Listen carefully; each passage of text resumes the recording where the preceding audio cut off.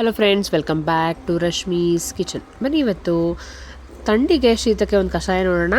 ಇದಕ್ಕೆ ನೀರು ತಗೊಳ್ತಾ ಇದ್ದೀನಿ. ಅದಕ್ಕೆ ಸ್ವಲ್ಪ ಶುಂಠಿ, ತುಳಸಿ, ಜೀರಿಗೆ, ಮೆಣಸು ಪೌಡರು, ಆನಂತರ ಲವಂಗ, ಅರಿಶಿನ ಹಾಗೂ ಬೆಲ್ಲ.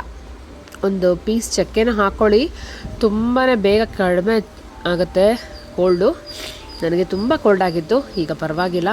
ಇದನ್ನು ಶೋಧಿಸ್ಕೊಂಡು ಬಿಸಿ ಬಿಸಿ ಇದ್ದಂಗೆ ಕುಡಿಬೇಕು.